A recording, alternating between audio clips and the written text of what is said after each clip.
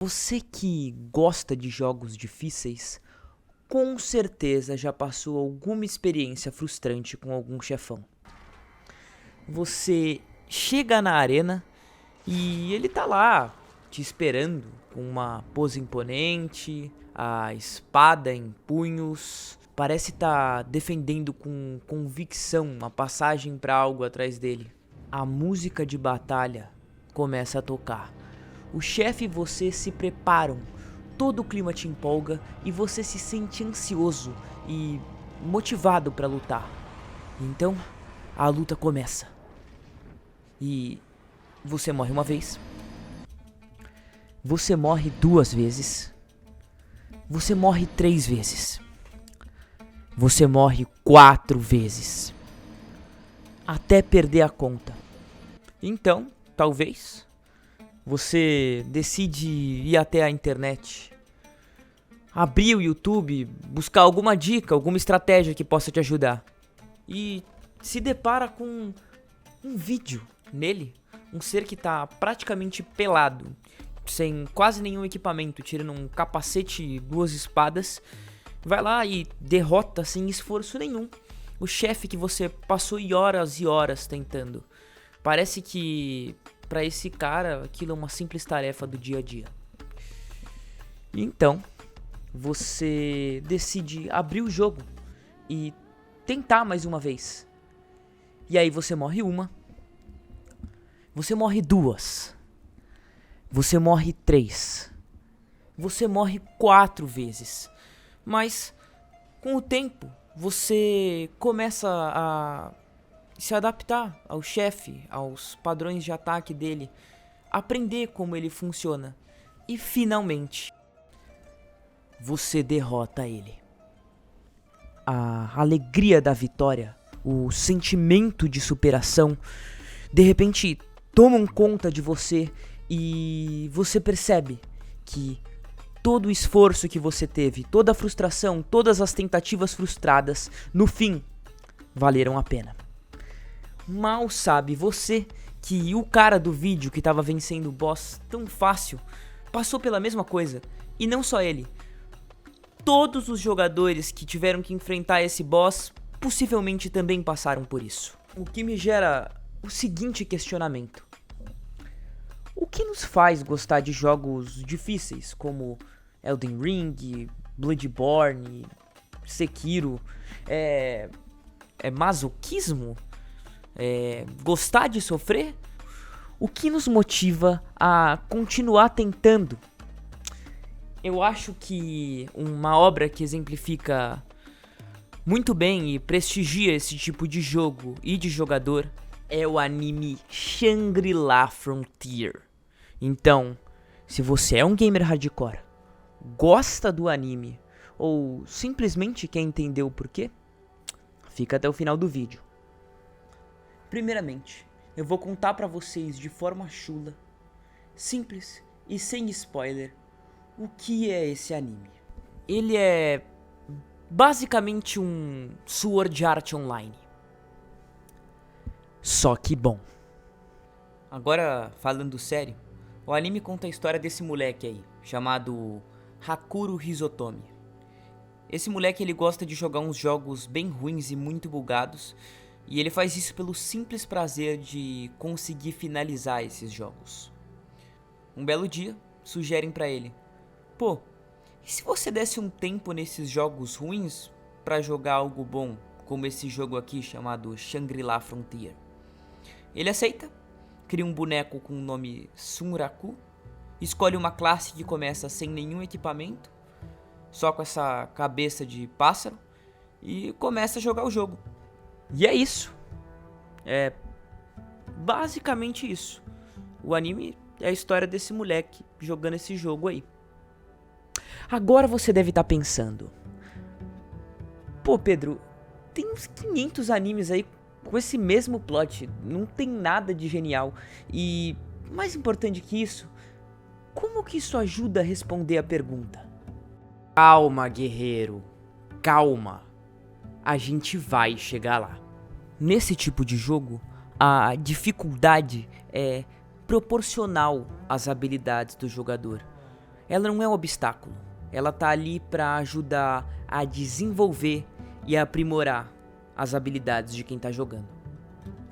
No Shangri-La Frontier, o Hizutomi percebe rapidamente que o jogo é desafiador, mas é justo. De forma semelhante ao que a gente observa em jogos como Dark Souls, inicialmente os monstros, os chefes, eles parecem quase impossíveis de vencer. Eles têm ataques que simplesmente te esmagam, mas à medida que o jogador enfrenta desafios mais difíceis, as habilidades dele evoluem e se aprimoram, de forma que a recompensa por vencer um boss difícil ou um desafio não é simplesmente um item ou experiência para subir de nível, mas a experiência de evoluir de verdade e de se tornar um jogador melhor. E isso vai muito além de qualquer status ou item raro que o jogador possa receber. Essa oportunidade de se desafiar constantemente para aprender e evoluir, para mim, são um dos motivos principais do que fazem esse tipo de jogo ser tão viciante. Você, na verdade, não tá vencendo um chefe, mas tá vencendo você mesmo a cada vez que você tenta e, por consequência, melhora. Como eu mencionei anteriormente, a dificuldade nesse tipo de jogo não é um obstáculo, mas ela pode ser. E eu digo obstáculo de forma literal mesmo, porque a dificuldade vai muito além do combate. Ela também pode estar profundamente ligada à experiência que os jogadores têm com os cenários. Ela pode estar ligada à exploração dentro do jogo. Jogos desse tipo não se restringem simplesmente à habilidade do jogador no combate, mas também em como ele faz a exploração dos ambientes. Os cenários, nesse tipo de jogo, são mais desafiadores. Os espaços são frequentemente cheios de perigos, são mais difíceis de navegar e explorar, e isso pode ser exemplificado pelos inimigos, óbvio, mas também pelos diferentes caminhos, alguns inclusive podendo até ser sem saída, e pelas armadilhas que estão escondidas no ambiente. O que eu quero dizer é que a dificuldade proporcionada pelo design dos cenários nesse tipo de jogo torna eles mais misteriosos e imersivos, uma vez que eles têm muitos segredos, caminhos ocultos, e além dos perigos que eu já citei, esses cenários estão cheios de passagens secretas, itens escondidos, até mesmo áreas inteiras que o jogador pode passar sem perceber e inclusive concluir o jogo sem nunca ter descoberto. O anime de Shangri-La tem vários exemplos de como esses conceitos podem ser aplicados em cenários.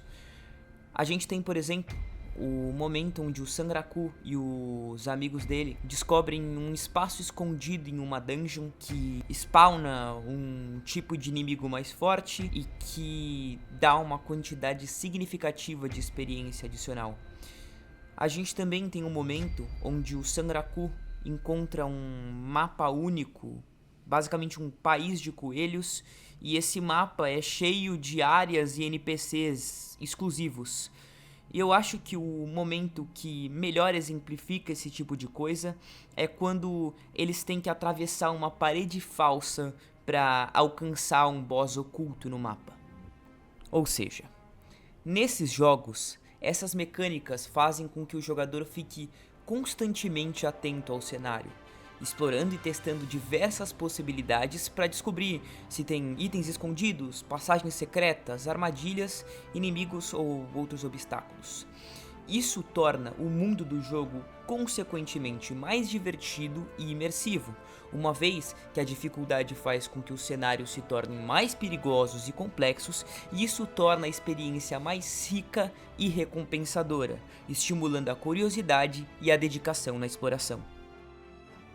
Os monstros difíceis e que exigem muita habilidade para serem vencidos, os cenários enigmáticos e perigosos também destacam Outro fator que parece banal, mas que estimula muitos jogadores a jogarem e principalmente a continuarem jogando esse tipo de jogo. E esse fator é o prestígio dentro da comunidade do jogo. Alcançar prestígio dentro da comunidade de um jogo, principalmente de um jogo desafiador, é algo que estimula muito os jogadores a continuar jogando. A gente tem alguns exemplos claros disso com os speedrunners, que são jogadores que tentam completar o jogo, derrotar um boss no menor tempo possível. Nos desafios de combate, onde os jogadores tentam vencer um determinado boss sem sofrer dano nenhum. Não se restringe só ao combate, a gente também tem jogadores que se focam a caçar easter eggs para buscar por segredos escondidos e referências especiais dentro do jogo, para compartilhar com a comunidade e, enfim, conseguir reconhecimento através disso. E a exploração de mistérios no geral, seja sobre a história do jogo ou seja sobre áreas, itens e outras coisas ocultas em mapas. Enfim, esse tipo de atividade mostra como superar desafios pode fazer alguém alcançar prestígio e reconhecimento dentro da comunidade de um jogo. Mas eu gostaria de destacar um exemplo em especial, porque eu acredito que ele possa ter inspirado o autor do anime a criar o protagonista. O exemplo que eu quero destacar é o jogador lendário de Elden Ring. Você provavelmente já ouviu falar dele. O jogador que, usando apenas uma tanguinha e 2 espadas, se oferecia para ajudar a derrotar Malenia, um dos bosses mais difíceis do jogo. Ele matou a Malenia mais de 1000 vezes e, com isso, alcançou o status de jogador lendário na comunidade. Inclusive, até recebeu um presente da própria produtora do jogo. Eu acredito que ele pode ter inspirado o anime, especialmente pelos vários paralelos entre o Sanraku e ele. Olha só, os dois lutam com 2 espadas, basicamente seminus, e têm chapéus esquisitos. Mas, pra mim, outra semelhança importante é como a luta do Sanraku contra o Guardião da Tumba lembra a luta contra a Malenia. Não acredita? Eu vou mostrar pra você. Bom, primeiramente, as 2 lutas são extremamente desafiadoras. A Malenia é um dos maiores desafios do Elden Ring, assim como o Guardião da Tumba é um dos inimigos mais poderosos do universo de Shangri-La Frontier. Ambos os chefes são espadachins habilidosos, com ataques rápidos e que exigem reflexos rápidos do jogador para desviar. Tanto a Malenia quanto o Guardião da Tumba, quando o jogador chega, estão posicionados do lado de uma árvore, esperando pacientemente a volta de alguém que foi muito importante para eles.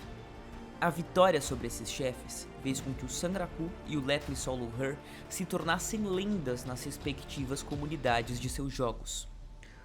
E eu não preciso nem comentar o quão estimulante é você ser considerado uma lenda dentro da comunidade de um jogo. É só você ver a popularidade que os esportes, por exemplo, têm e que os atletas de esportes têm, que você consegue perceber isso. E em falar em comunidade, eu acho que ela é o fator mais estimulante em jogos desafiadores. Um jogo difícil faz com que as pessoas tenham que se reunir em prol de conseguir superá-lo. Que as pessoas troquem e busquem informações umas com as outras para descobrir passagens secretas, fraquezas de chefes, novos caminhos, novas coisas sobre a história. Enfim, basicamente faz com que as pessoas se apoiem para tornar a coisa um pouco mais fácil. A comunidade, como eu já demonstrei anteriormente, também é responsável por edificar os jogadores como lendas, criar um espaço de discussão sobre as coisas e, além de tudo isso e do senso de cooperação, a comunidade dá um senso de unidade para pessoas que estão tentando superar os mesmos desafios. A série Souls, por exemplo, tem um forte senso de cooperação, mesmo com os NPCs que podem ser summonados para ajudar nos bosses. Dark Souls 1 é meu jogo favorito, e uma das experiências mais traumáticas e gratificantes que eu já tive com um jogo foi a de derrotar o Ornstein e o Smough. Eu juro, cheguei a passar mais de 100 horas tentando, e eu só consegui quando o Solaire me ajudou. No Shangri-La Frontier, a gente também vê muitos exemplos disso. Muito do que o Sun Haku faz só é possível graças à ajuda dos amigos dele, seja por informações que eles passam, como quando a amiga dele diz sobre o spot secreto onde ele conseguiria mais XP, ou quando ela diz onde fica o boss da tumba. Os amigos, a comunidade, não só são uma fonte de informação para o jogador, mas eles também estimulam o jogador a fazer algo que antes ele não conseguia, desafiando ele. Os colegas do Sanraku veem ele fazendo determinado tipo de coisa, e vice-versa, e eles vão lá e tentam fazer também. Você assiste o Let Me Swallow Her vencendo a Malenia sozinho e sem nenhuma armadura, e você se sente compelido e desafiado a tentar fazer a mesma coisa.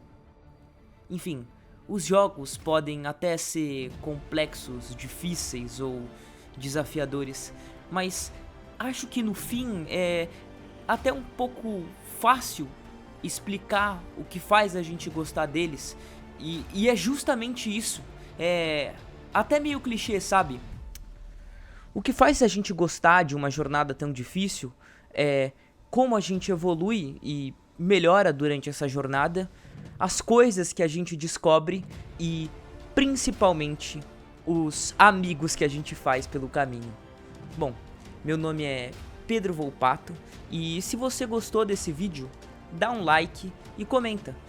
Quem sabe você não tem algum ponto que eu não tenha prestado atenção para colocar nos comentários, ou você não me sugere algum conteúdo que eu possa fazer na próxima vez.